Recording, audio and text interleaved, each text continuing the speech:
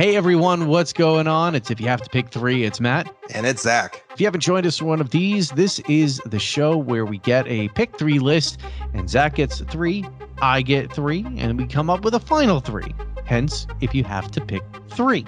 Sometimes you can say that we clash it out over the top three. Ow! You see what I'm trying to get at? That was terrible, but I love it anyway. You keep doing that, the police are going to be on your back. But as you probably saw when you clicked on this lovely little image in this episode, we are talking about a band that many have claimed are the only band that matters, The Clash.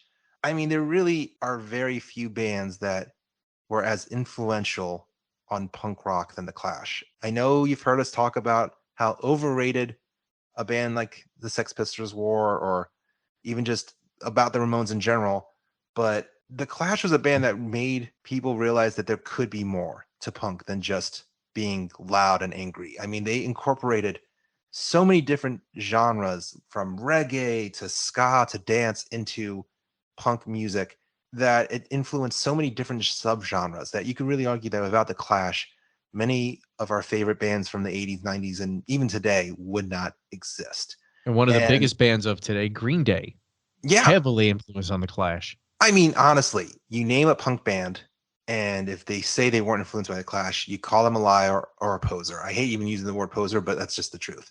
And we also wanted to... You're old. You use poser. I know I'm old. But I also... Actually, good segue, because, Matt, you want to feel old?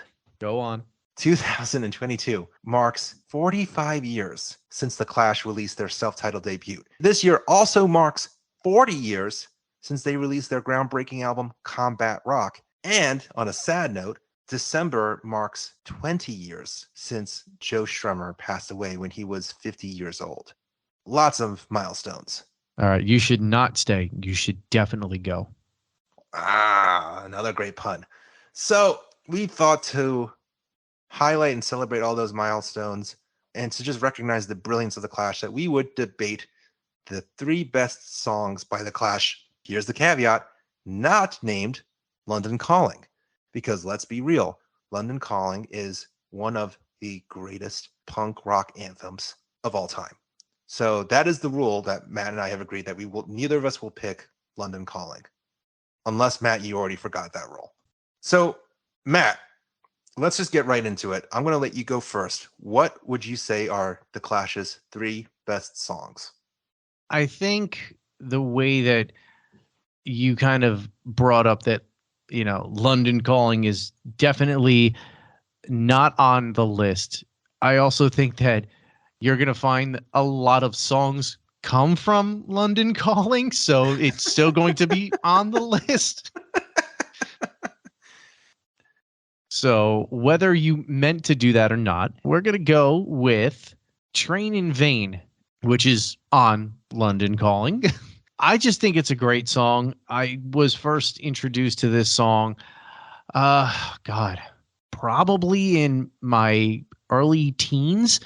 I remember, just listening in the car and hearing this just very different sounding band than really anything else was out at the time, and come to find out that it was an older band from the 70s when I heard it. And to somebody in their early teens, how could I like anything that my parents liked?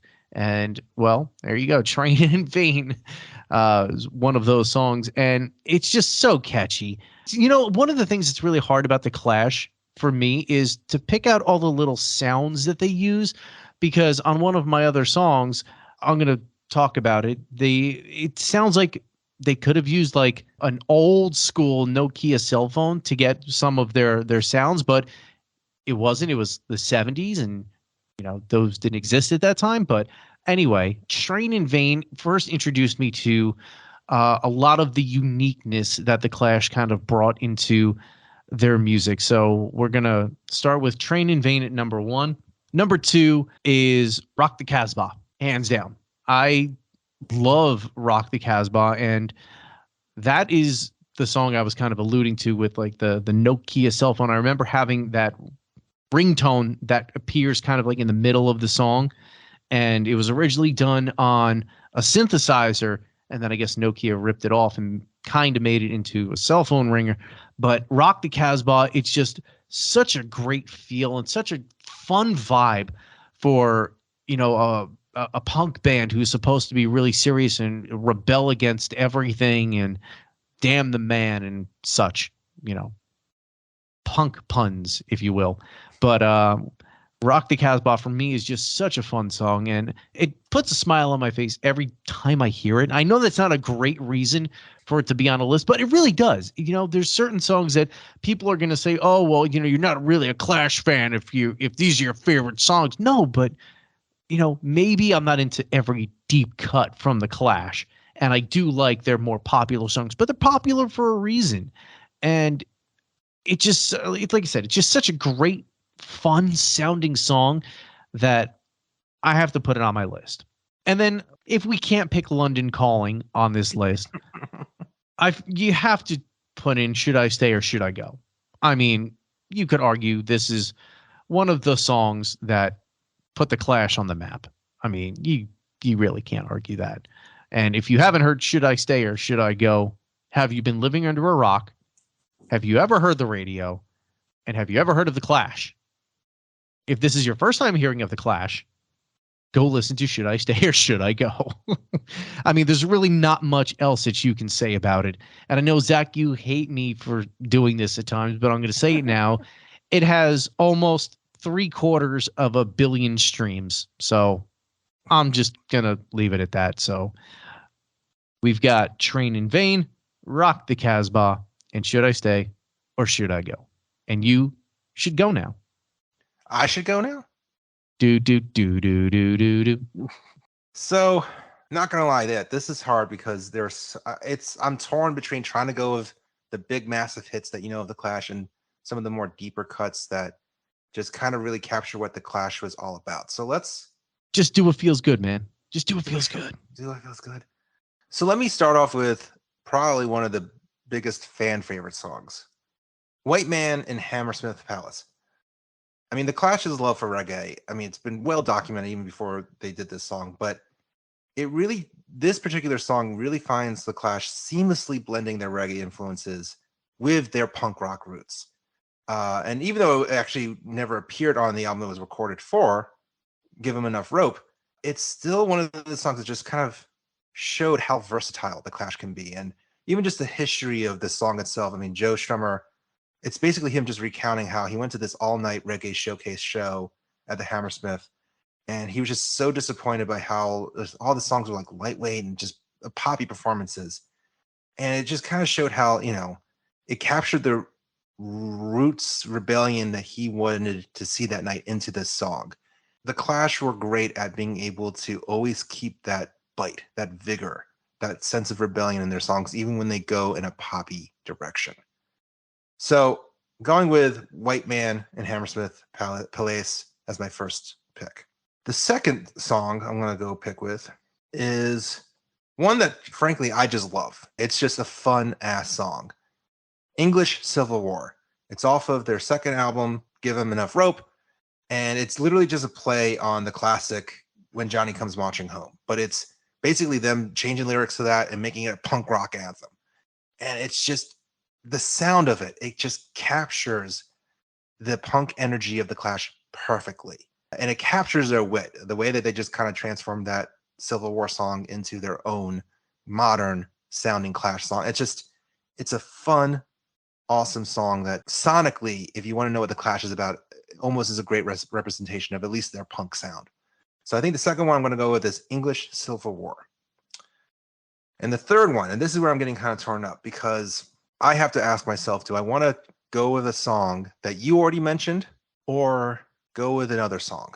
I think you should do what feels good, man. I know you. Damn the man. Which I know which one you want, because that means you'll automatically get one in the top three. No, we'll both get one automatically in the top three because we agree. Look at you being all political. I mean, Vote part of me 20, wants to go with the song Straight to Hell, which many fans who are not as familiar with the Clash might already know it, because the main riff is actually used in MIA's huge hit Paper Planes. But again, that song kind of, showed how the band could take different influences and sounds and create something that's very dark and very haunting at the same time, and really ahead of its time too. But with that said, my third pick, while I give Straight to Hell an honorary mention for sure, I have to go with Rock the Casbah as my third pick. It really, Rock the Casbah. it's a great freaking song, and Rock the Casbah. it is such an influential song because it really, you could argue that so many new wave and dance rock bands would not exist without that song. It proves that dance music can still have a kick to it.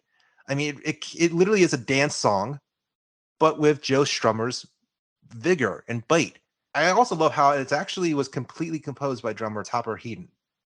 So you take his incredible dance melody songs, combine it with Joe Strummer's lyrics that were definitely politically driven as well. I mean, it's inspired by the ban of Western music in Iran due to the 1979 Islamic Revolution. And it's taking Joe Strummer's wit and political mind and combining it with a pop song. It's almost tricking people into thinking. It really is like a classic song. And it shows how ahead of time the Clash were. And it reached number 8 on the Hot Dance Club playlists in 1982 and 1983. Stop it with your charts. Stop with your facts.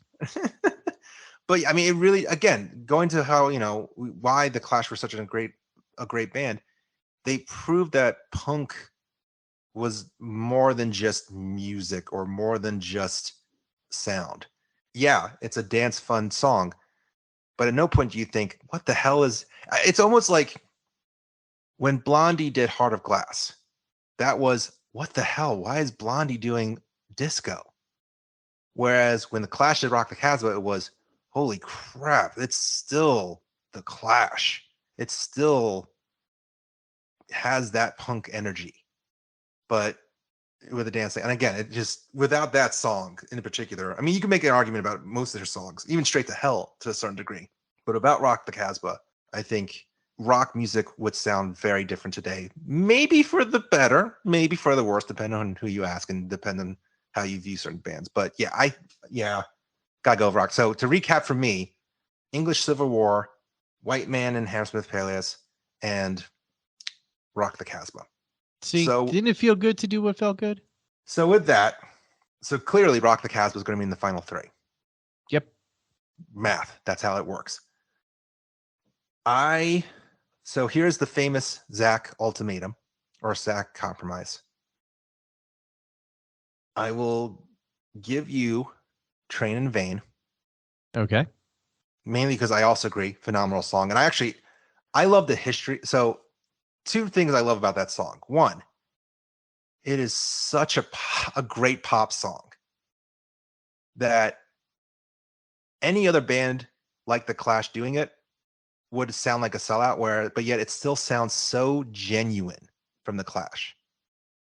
And that's what makes that song so great and still so, like, without making people go, why is this punk band doing a pop song? What are they trying to do? It's like, no, it's what felt genuine to them. But I also love the history in that they recorded it so last minute that it's actually not even on the sleeve of the album. Like, they recorded it while there was the sleeves and everything were being printed and manufactured. So it's technically a hidden track on London Calling, and it's one of their biggest hits. So I think that's just funny and fascinating too. So I would say for the final 3, definitely Train in Vain. And I'll let you, out of my other 2 picks, pick which song would fill that third void.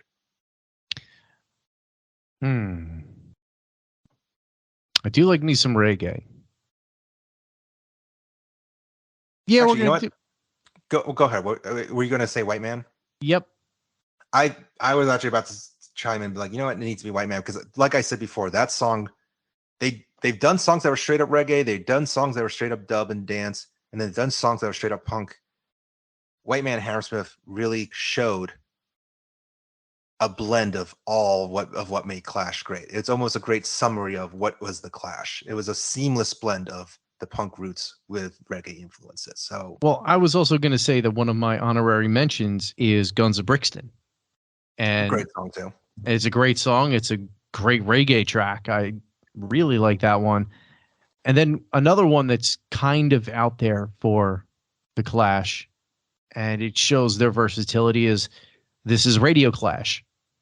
I mean, it's such a weird track that even the song has multiple lyrics to it, because I forget the exact scenario that it happened in, but there's This Is Radio Clash, and then there's just Radio Clash, and they sound the same, but they have different lyrics.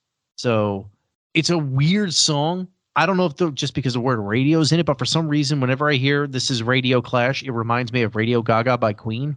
But I think also because they both have very like unique sounds to them. You wouldn't expect Queen to do a song like Radio Gaga, but it works so well for them. And This Is Radio Clash sounds more hard edge than Radio Gaga, but it still sounds very much so like something the Clash would do. I mean, and going back to a band like that sounds doing songs that you would never expect them to. I mean, a song like The Magnificent Seven, which is basically a hip hop inspired song. I mean, it's kind of crazy that a band like the Clash would do that and pull it off so well too. I mean, again, just so many different examples of how the Clash was amazing at doing tried and true punk just as much as they were at pushing envelope and trying out new genres. Because at the time, hip hop was still very new, and being able to experiment. I think in the end, the Clash was just a great band that we all miss. I don't think anybody's going to disagree with that. Yeah. And with that, I think it's fair to say we have our final three. Matt, tell us, what was our final three? Rock the Casbah. Shireen, don't like it. And then we got Train in Vain. And then White Man in Hammersmith Palace. I'll stop butchering songs. I think we all know how that one sounds like. So there you are. Those are the three best Clash songs not named London Calling, according to us.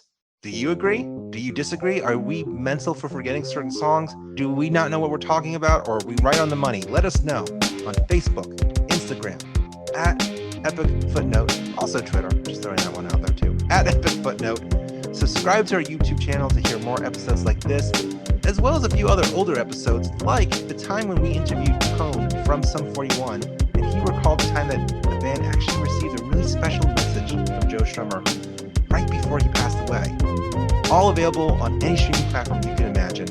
Thanks so much for listening, and thank you so much to Lucky 13 Beard Co. Make sure you log on to lucky13beardco.com for all of your beard balm and oil needs, because they make you feel the best that you can feel. Your beard is going to feel amazing. It is going to smell epic, because we have a brand new Lemmy-inspired beard oil, bourbon, tobacco, cola, leather. It is amazing. And if you've never tried any beard balms or oils before, this is the time you're going to want to do it, because anything you put in your cart, we're going to give you 10% off with the code EFP10 at checkout. That is EFP10, Lucky13, the number, beardco.com. Thanks again for listening. Matt, should I stay or should I go? You should definitely go. See ya.